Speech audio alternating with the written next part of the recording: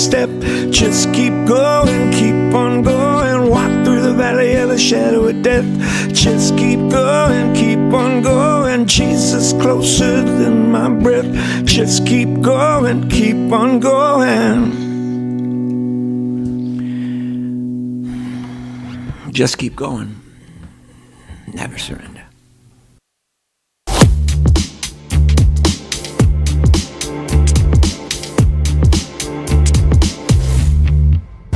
With your help, we can continue to fight for freedom, reach new audiences, and bring important information to the public free of charge. This is not possible without your generosity. Join our quest for the truth and our freedom and donate today. Simply go to tntradio.live.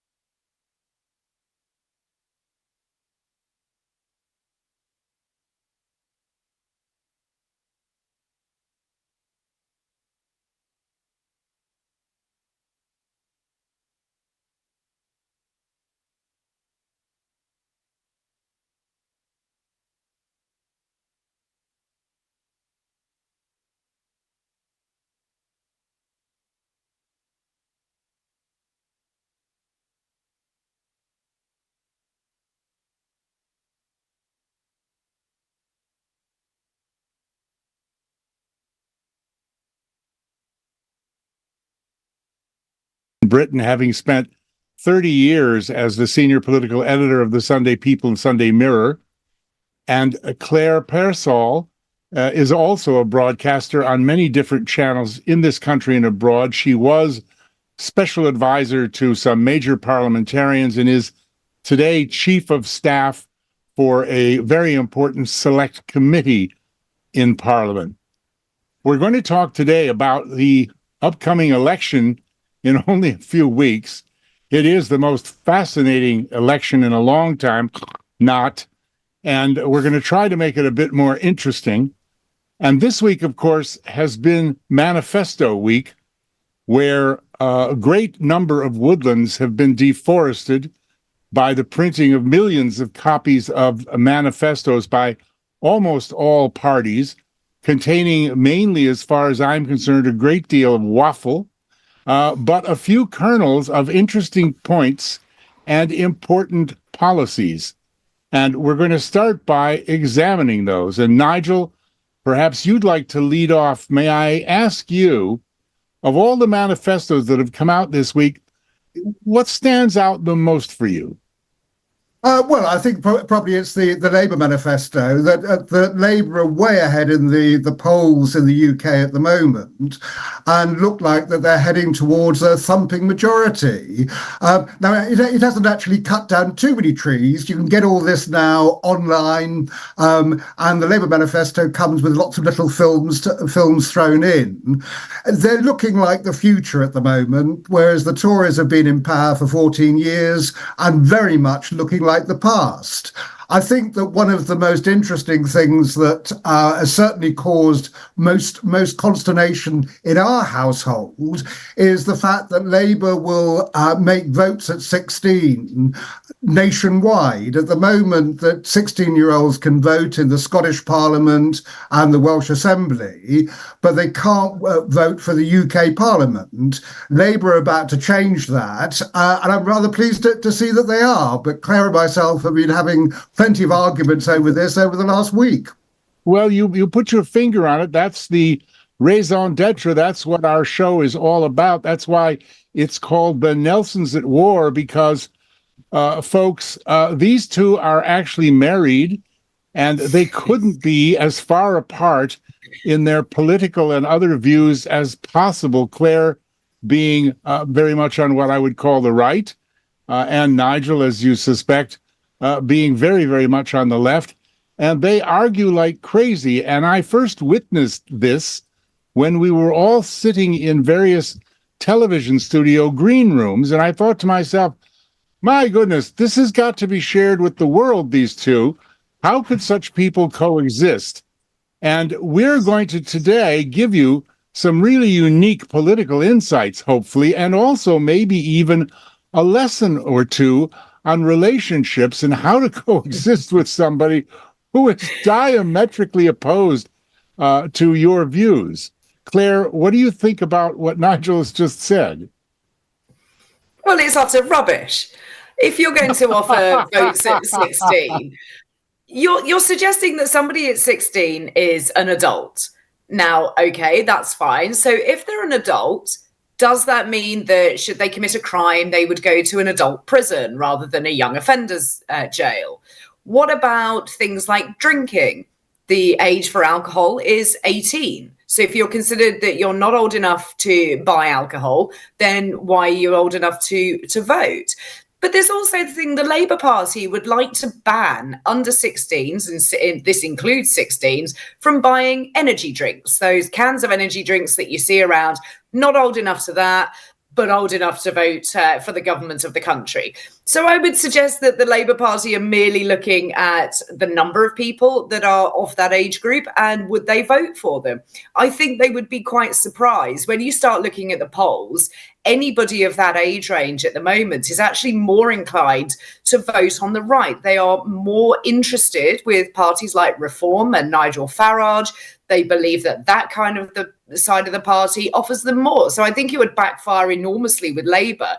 But it is absolutely ridiculous that you would consider somebody at 16 who cannot buy drinks, cannot fight on the front line, cannot marry without their parents' permission, cannot even buy a knife, but can decide the fate of the country. So no, I mean, this is just Labour looking to bolster up their numbers ahead of an election. Well, I'm all for them not buying a knife, that's for sure. But look, I mean, there are so many straws that both Sunak, Fishy Rishi Sunak, and Keir the Fear Starmer, as I call them, have launched all these crazy ideas just to get votes. Is this another one of them? Do you guys think? I mean, do 16-year-olds really care? Are they really interested in having the vote?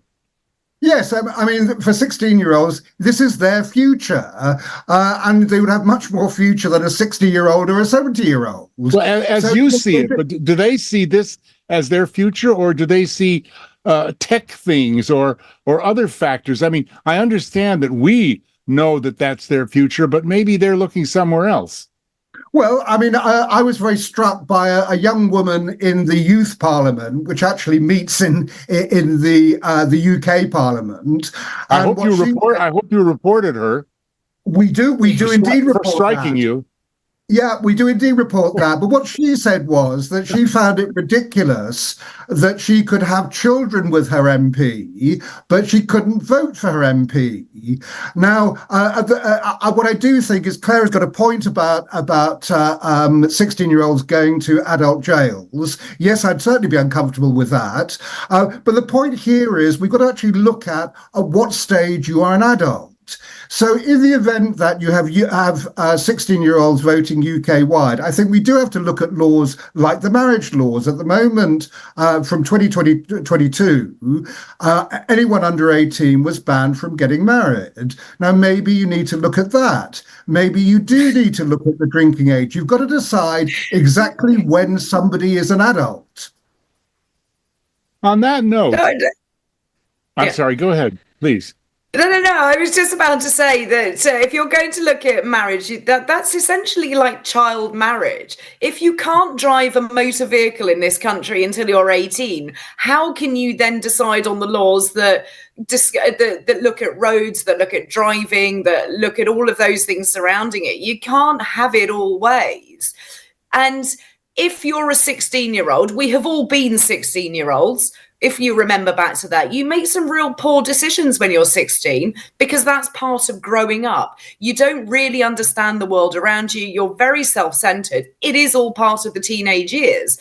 Why should you then have that ability to look at a government and suggest whether they would be good for the country or not? Yes.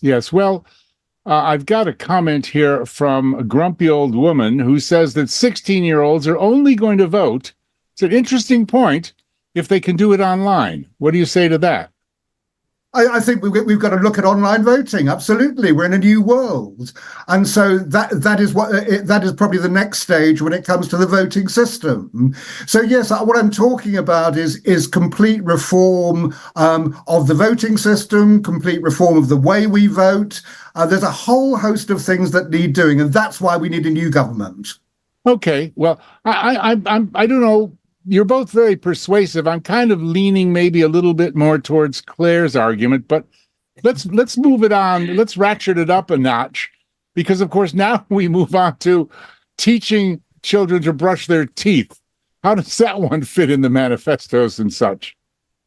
Well, I mean, we're not talking about sort of making synchronized toothbrushing an Olympic sport or anything like that.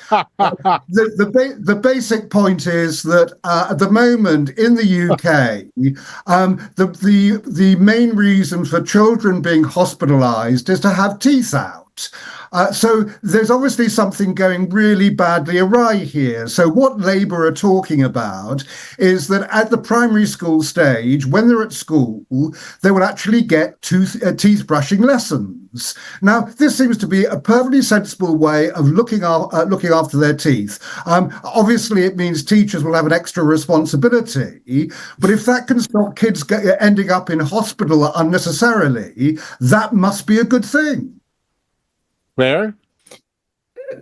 Just ridiculous. Okay, when you start looking at it, parents are the ones who have to be responsible for their children. They need to get them up in the morning, brush teeth, have breakfast, dress in the correct uniform to go to school. Why does the state need to step in and take over? Why is that the responsibility of a government to ensure that children have their teeth brushed? And it's all very well to say, oh, it's just another task for teachers. Do we not think that they're busy enough? Teachers have a really, really busy job. They are there to educate our children. They are not there to be social workers. We need to take back the responsibility, make parents responsible. I don't think that's such a bad thing. Labour seem to want to take over everything to do with your home, your life, your children, your decisions. And the nanny state is not the way of a free world.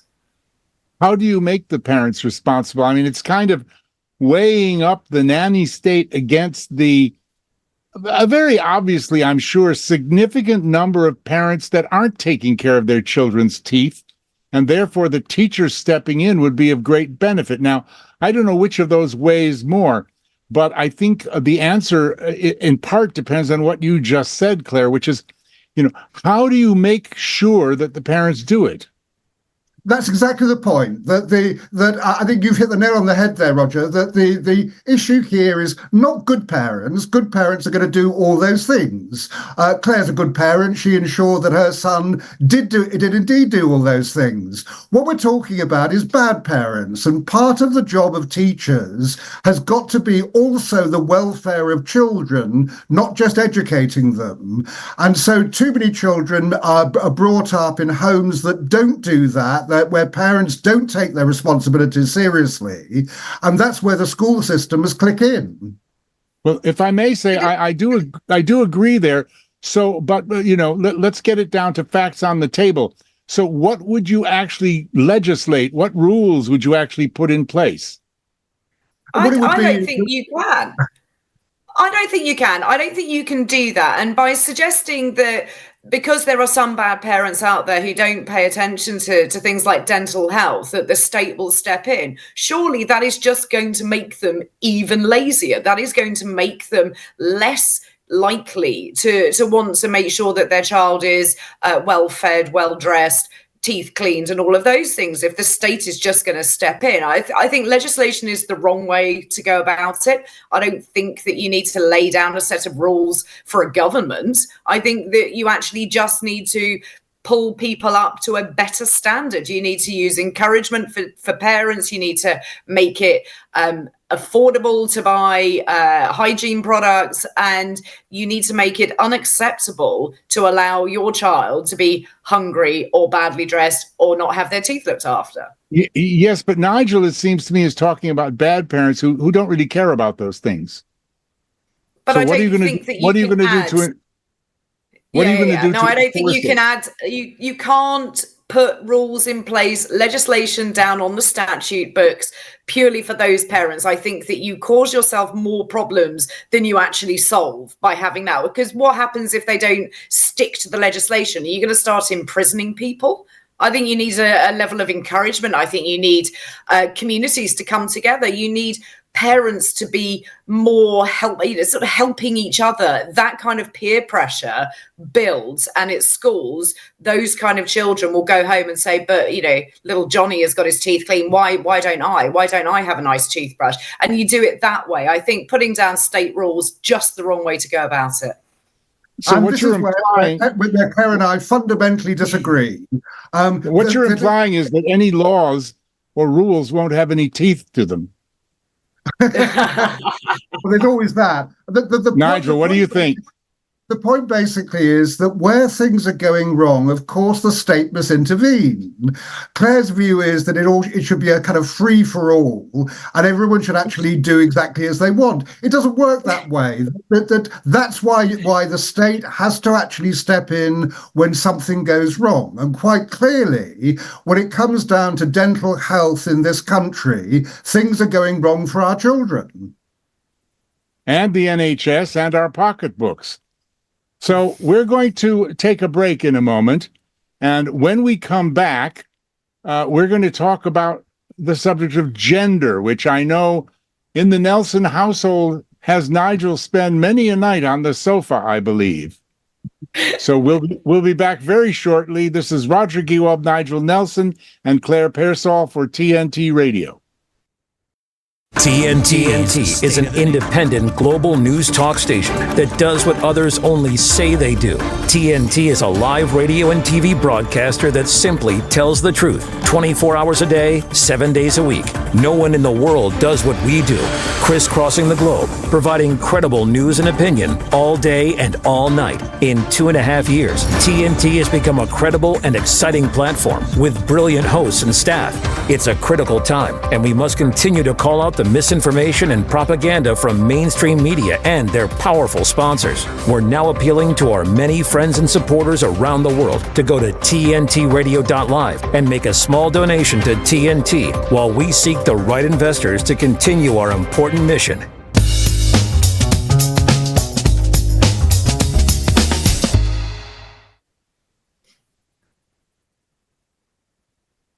Hello, it's Roger Gewald. Hello, it's Roger Gewald again on TNT Radio with my guests, Claire Pearsall and Nigel Nelson, and we're talking about politics, the upcoming elections, and various things that are in the manifestos that have come out this week that are really fascinating. Not.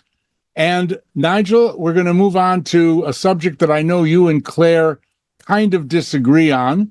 For people who weren't watching before, this is called The Nelsons at War, because this married couple have diametrically opposed political views and fight all the time, and the way they coexist is just wonderful and marvelous. So Nigel, and I think I want to share it with everybody. So Nigel, let's talk about the gender issue. Okay, this has become much more important in the UK, and the issue basically is whether or not a man can be a woman, or indeed a woman a man.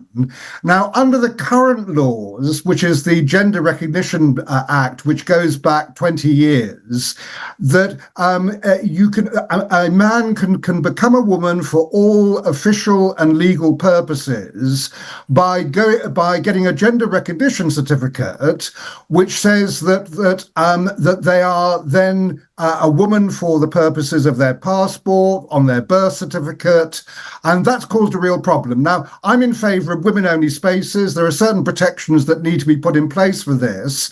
That also includes things like sport. Quite clearly, a trans woman cannot compete equally with other women in sport, and sport is sorting that out. But the shorthand for this, quite simply, is if all you need is a diagnosis of gender dysphoria, and you've lived in your acquired gender for 2 years, that means that for all official purposes, you are a woman. The shorthand for that is a woman can have a penis. Claire? Right.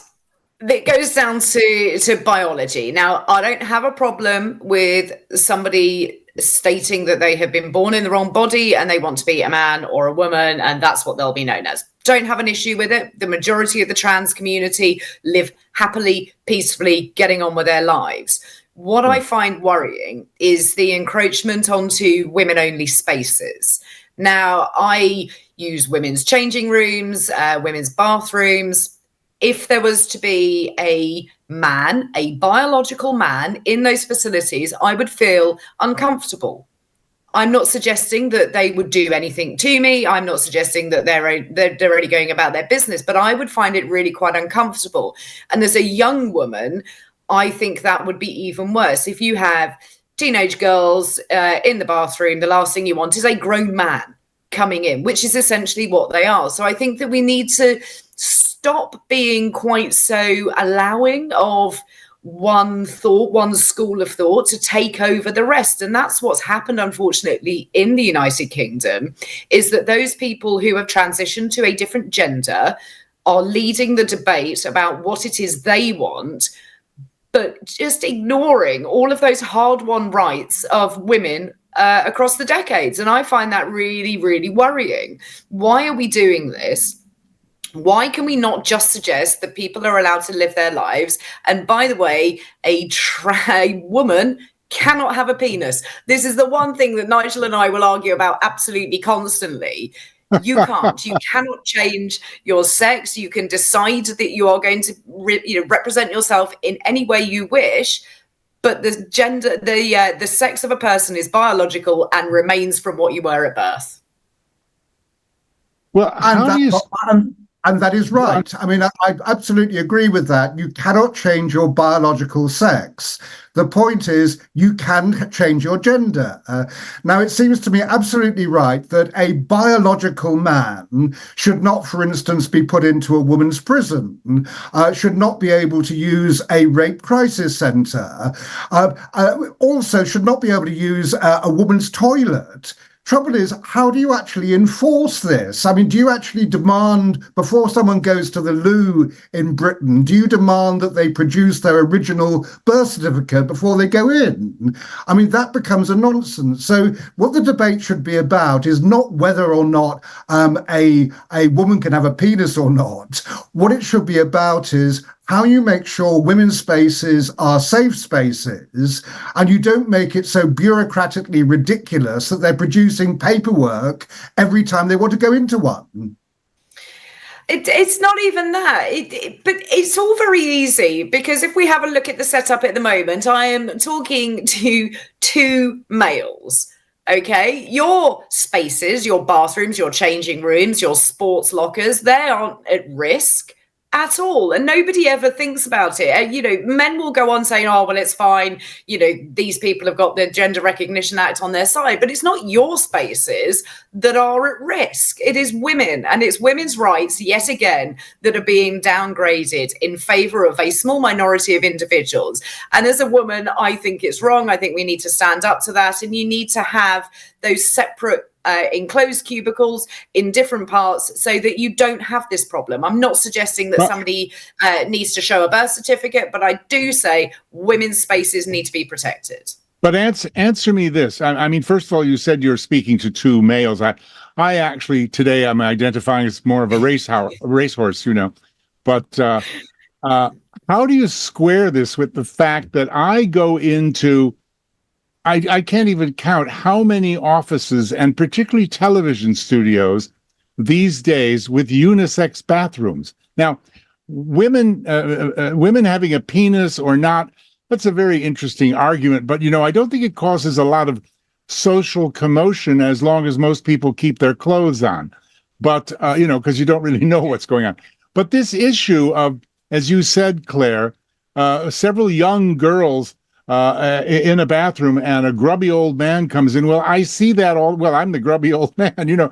I walked into these unisex bathrooms and there's lovely young ladies doing their makeup. Doesn't that cause exactly the same problem? And if you legislate to protect the rights within the trans context, what are you going to do about unisex bathrooms where nobody is trans. They're all the sex they were born with. I think what you need to have are those cubicles where you have the toilet, you also have a basin and a mirror, and it's an enclosed space. I find that unisex or gender neutral lavatories, I find quite uncomfortable. I don't really want to be doing my makeup standing next to men. No offense to the gentleman that I'm speaking to, but I just want to be able to get myself ready without the fear of anything happening, without somebody having a good look. If I look a bit of a state, I don't need people to see that. So I think that those enclosed cubicles, I think, are the way forward. So you're looking for, so okay. So when you've left the enclosed cubicle and you're standing at the sink, washing your hands and fixing your hair and your makeup, you don't mind some, old bearded gentleman standing next to you belching, as he's making himself comfortable and doing up his trousers.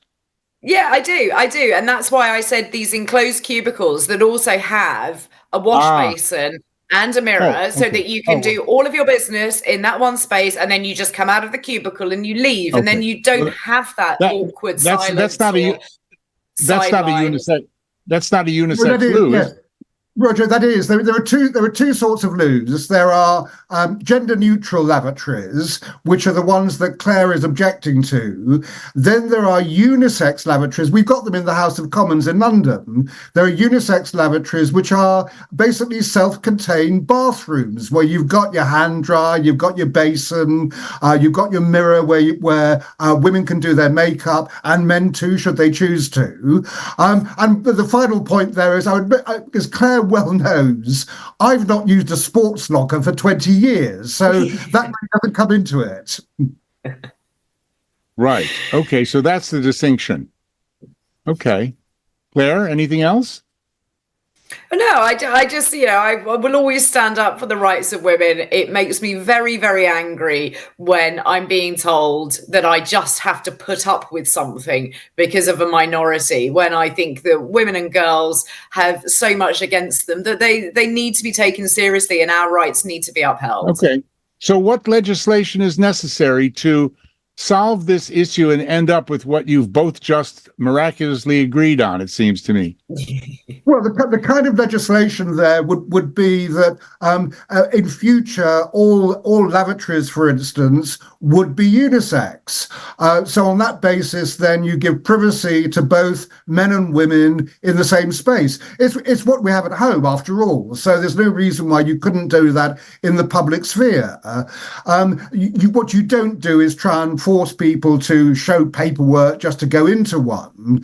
I think that gradually we will sort out the anomalies the kind of original law, the Gender Recognition Act, actually caused.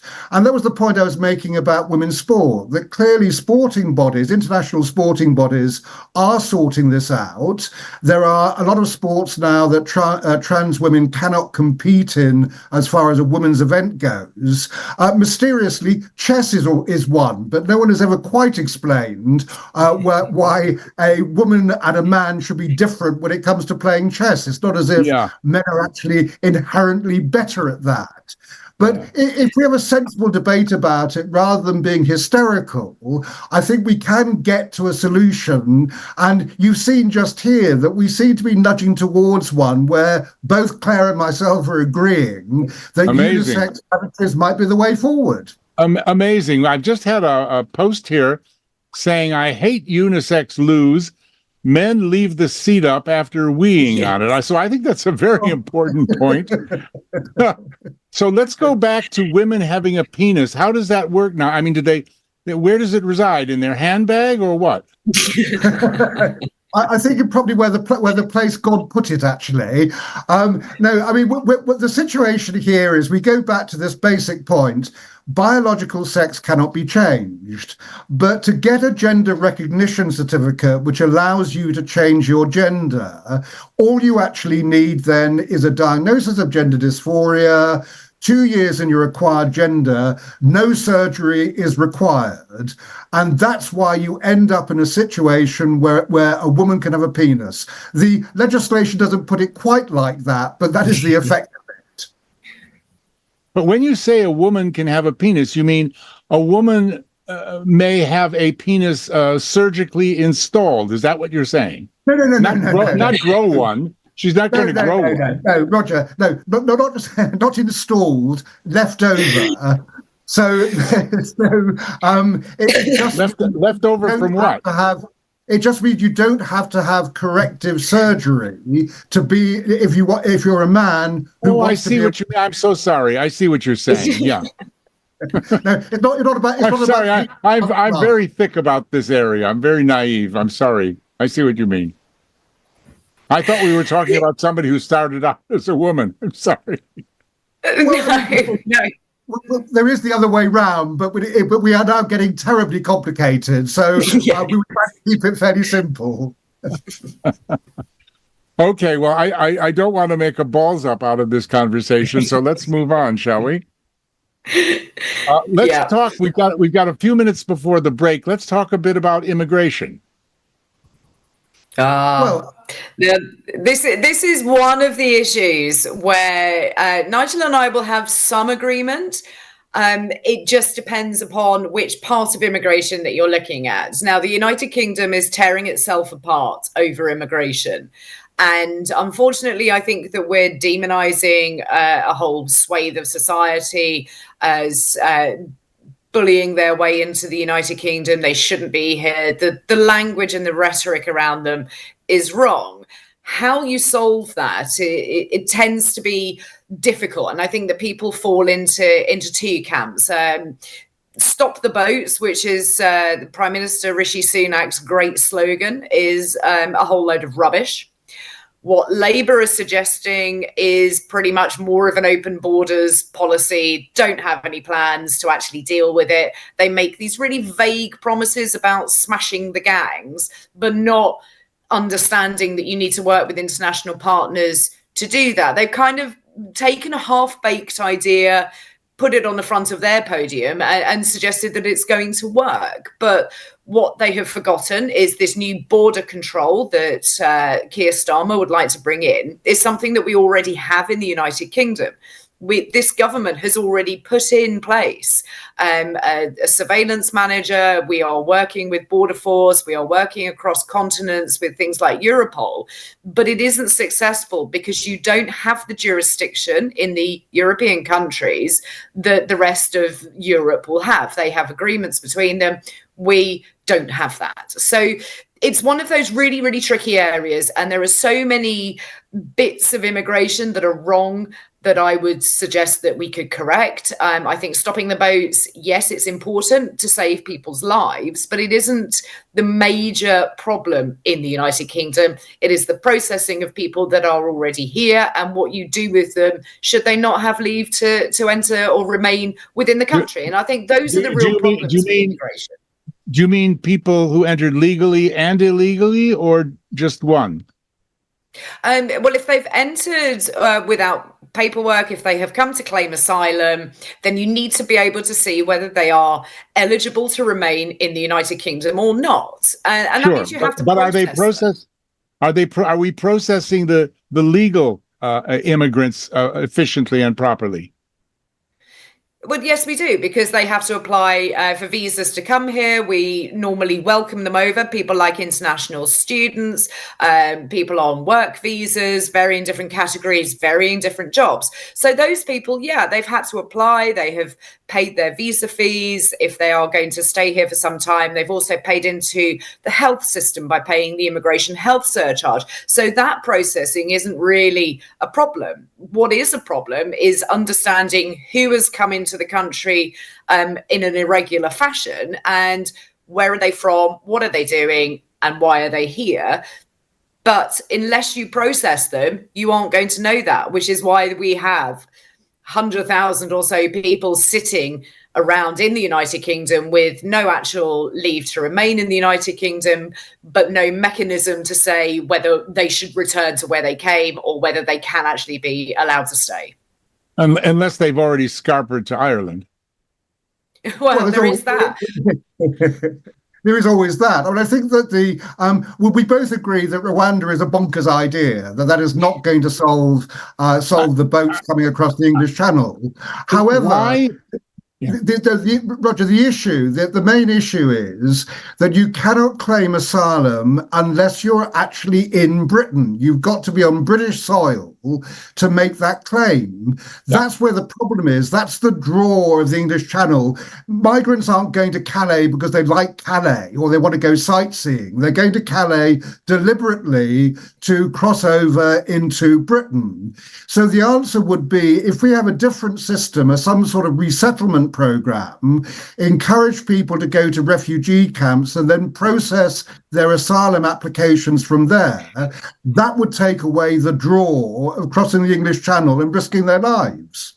Well, there's absolutely, you're right. There's two questions that have puzzled me for a long time. The first is, who in the world dreamt up Rwanda? Why would essentially, a group of people, the majority of whom are young, single Muslim men from Muslim countries speaking Arabic, want to end up in a former Belgian French-speaking Catholic colony? It just doesn't make any sense. Maybe it's meant to be a disincentive that they wouldn't want to go there. I suppose it could be.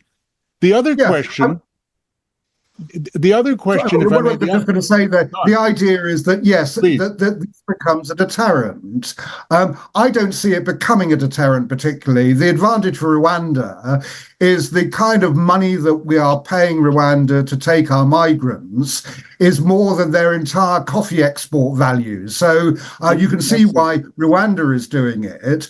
Why this would act as any kind of deterrent, I can't see. I mean, the British government keeps saying Rwanda is a really lovely, safe place. Wonderful. In which case, loads of people are going to be crossing the channel just to get there. We're going to take I'm sorry to cut over you, but I'm being told we're going to take a break, and we'll carry on with this just as soon as we're back. Hi, I'm Susan Lucci. I never thought about heart disease until I had my own heart event. At first, like so many other women out there, I ignored my symptoms. A slight pressure on my chest, shortness of breath. I thought, I don't have time to be sick. I had a 90% blockage in my main artery and a 75% blockage in the adjacent artery. I received 2 stents in my arteries. Stents developed through research funded by the American Heart Association. Those stents saved my life. I'm so grateful to the American Heart Association. Their research helped save my life. I can enjoy life with my children, my grandchildren, and my friends. Please, listen to your heart. The only reason I'm here today is because I did. Learn more about the American Heart Association's life-saving work at helpheart.org. Asthma is a growing problem, especially among children. Asthma affects the quality of life for millions like me every single day. My name is Chris Draft, and I have asthma. And I've spent more than a decade in the NFL tackling asthma on and off the field.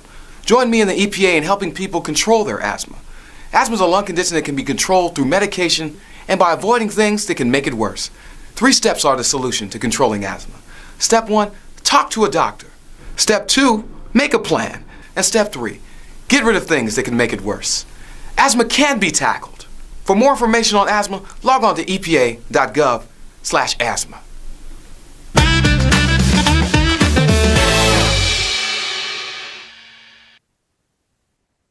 Hello again, it's Roger Gewolb here for TNT Radio with my guests Nigel Nelson and Claire Pearsall, and we are talking election, politics, and at the moment, Rwanda.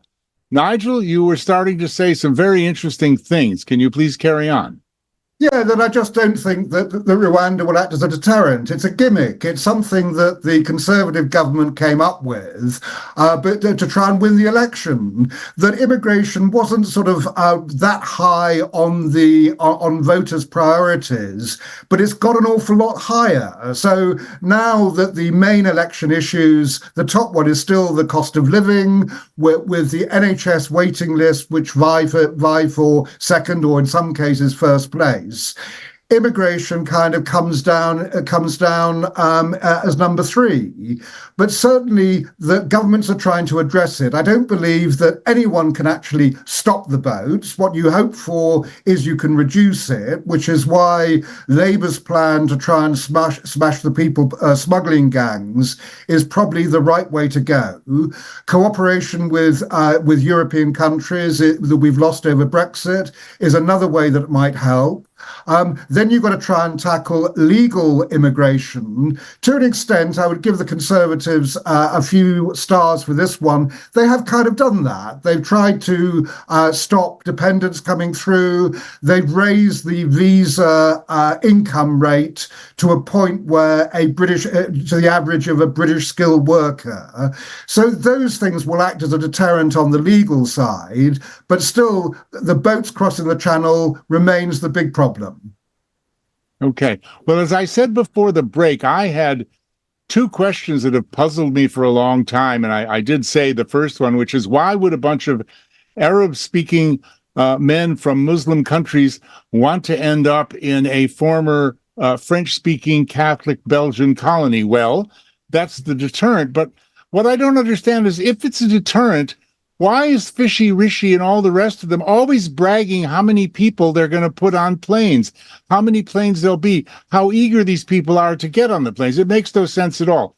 The second question that I have is, why in the hell do these people want to come here? This country is in such terrible shape. It's such a mess at the moment.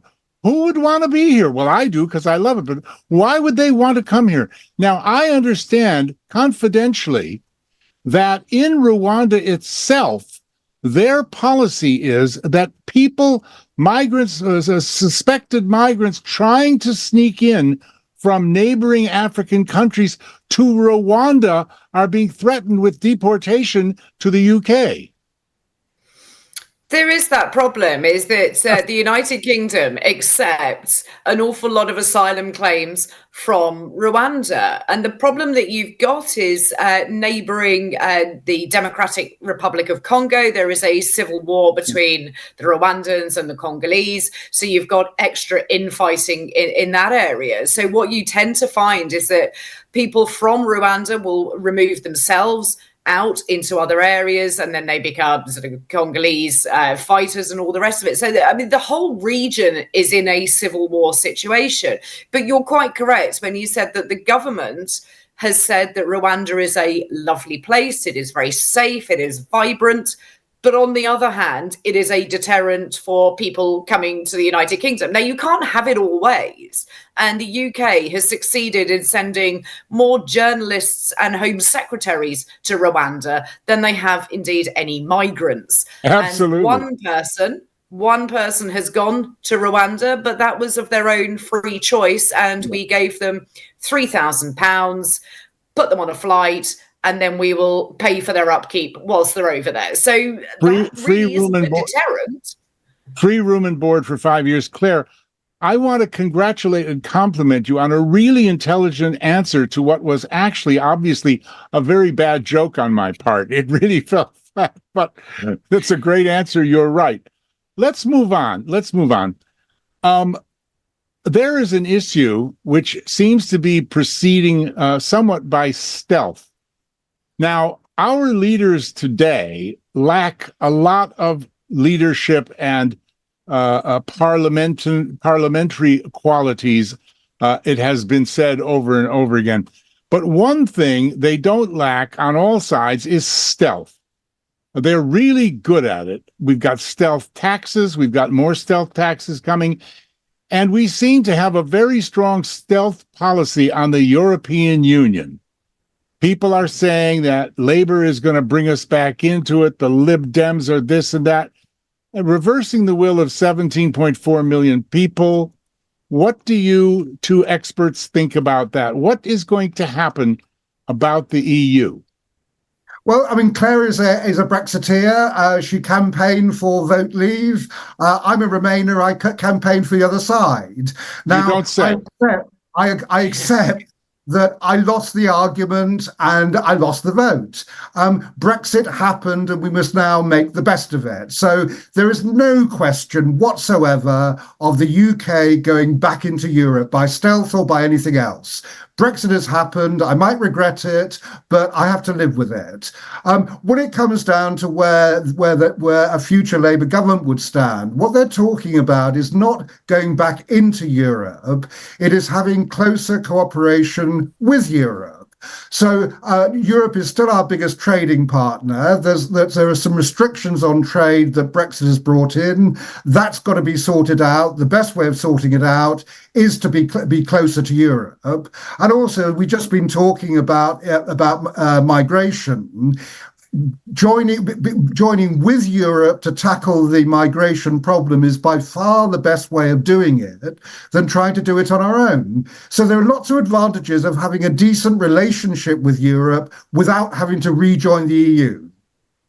So before we go to Claire, Nigel, you are basically saying that there's no stealth hiding anywhere on the Labour side of things. It's all perfectly transparent and above board, and consists of, just simply because you're so articulate, consists of very logical sounding moves to be made for not even a rapprochement, but a better relationship with Europe 4 years after Brexit. Claire, yes, how does that play for you? Yep, that is exactly it. It is a closer relationship with Europe. It is nothing to do with reversing Brexit. Labour have been crystal clear about this. The only party that seems to have a long-term plan to try and get back into Europe are the Liberal Democrats, but the Liberal Democrats will not be the next government. Claire, how do you feel about that? Right. Most of what Nigel said is utter garbage in that respect, because I think the Labour Party really does have those stealth moves inside it with looking at trade. Let's just take that as an example. It's not just, look, let's do a better trading agreement. It's slip sliding into re-entry into the common market. Now, I think that it's really disingenuous of voters, and I was one of those 17.2 million people that voted to leave. You cannot then say, oh, well, we might just have to fudge the deals a little bit to have some better trading agreements. And with immigration, you don't have to have closer ties with the European Union. What you do need to do is go to each individual member state and come up with an agreement to return people or not, as it may be. You don't need this sort of comfy agreement. You don't need to sit around and suggest that we're all best friends again.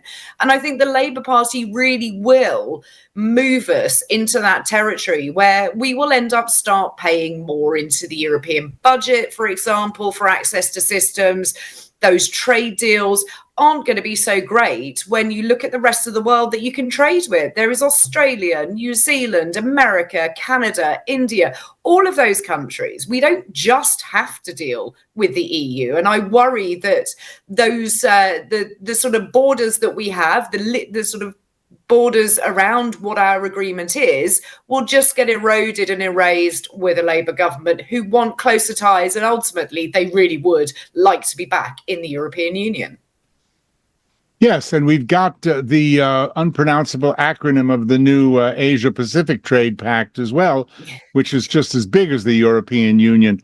I mean, so you're sure there is some stealth afoot, that it isn't as rosy and crystal clear and innocent as Nigel says? Yeah, absolutely. You can see by looking at the conversations that Sir Keir Starmer has had with European counterparts, he has made it abundantly clear to them that he is open for these kind of discussions. Now, if you are going to represent the country, the will of that country has been to leave the European Union. So I think it is a sleight of hand by Keir Starmer. He is going sort of under the radar. But unfortunately, we've all clocked onto this, and we're going to be watching very, very closely as to what he does next.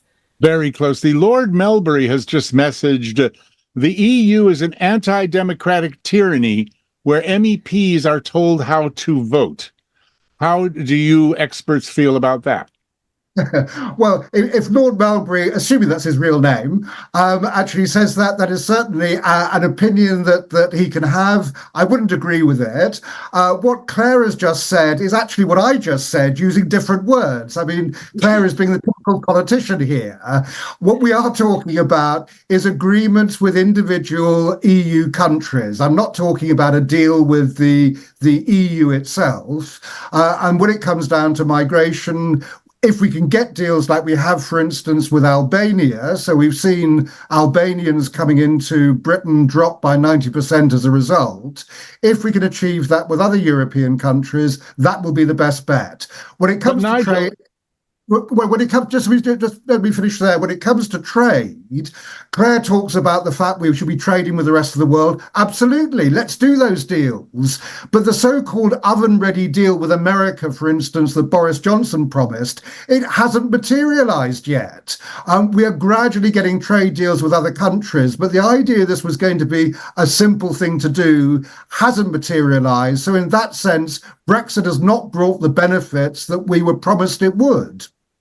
Well, some would say that's only because this government, which was never in favor of it, went against the will of the people and never properly implemented it. Otherwise, it would have worked, so say many people.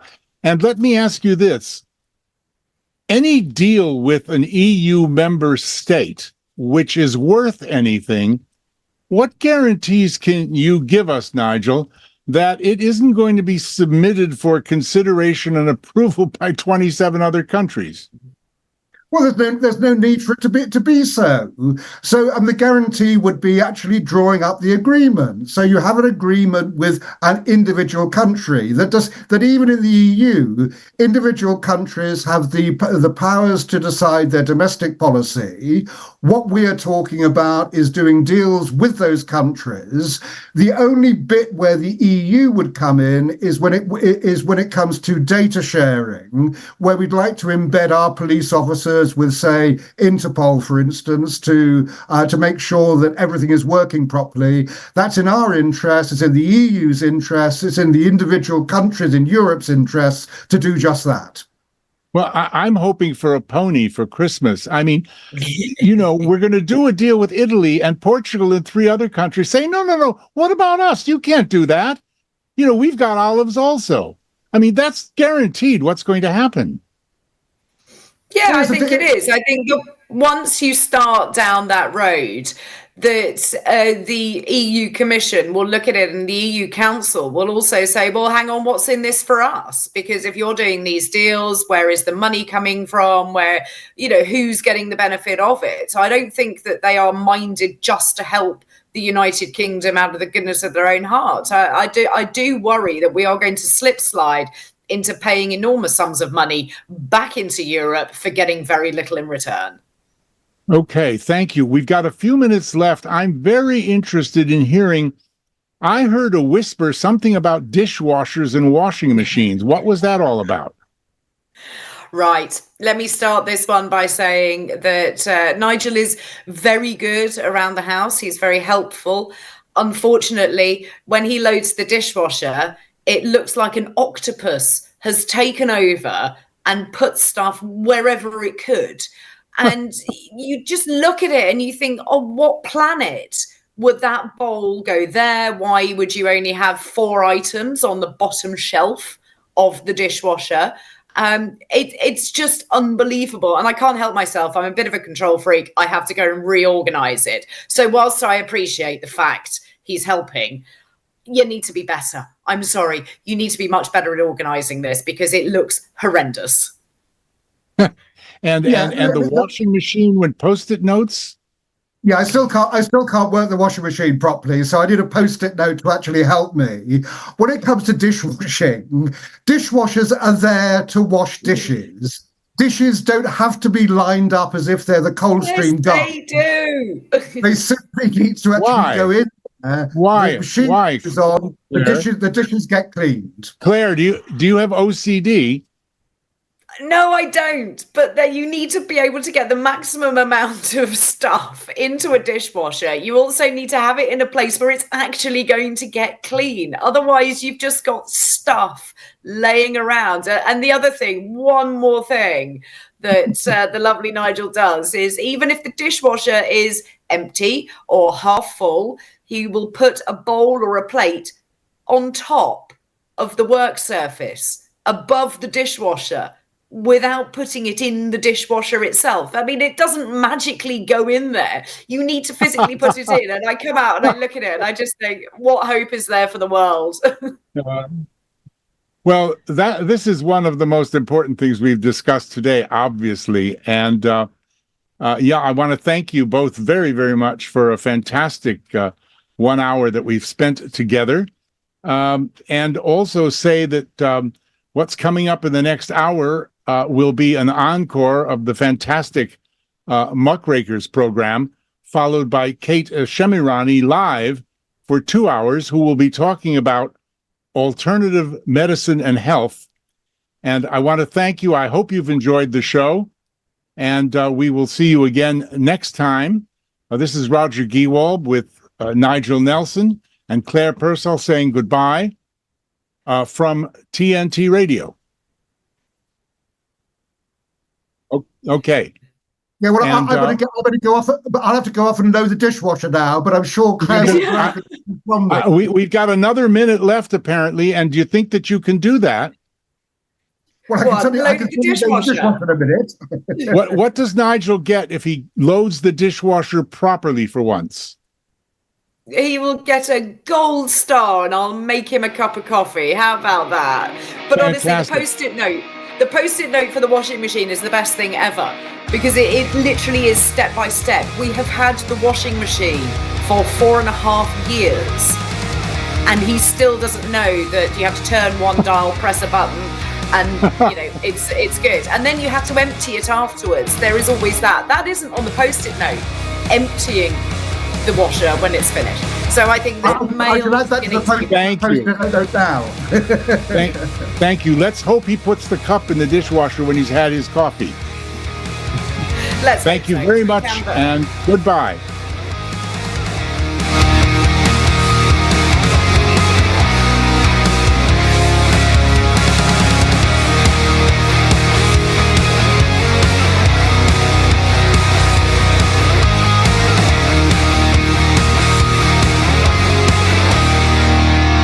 On air 24/7. This is today's News Talk Radio, TNT.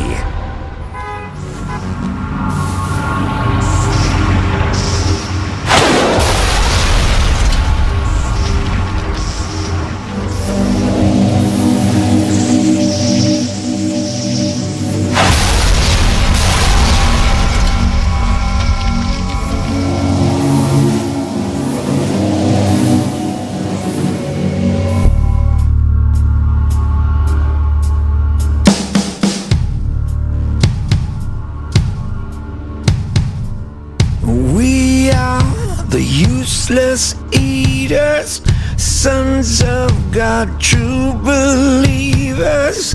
If they could, they'd kill.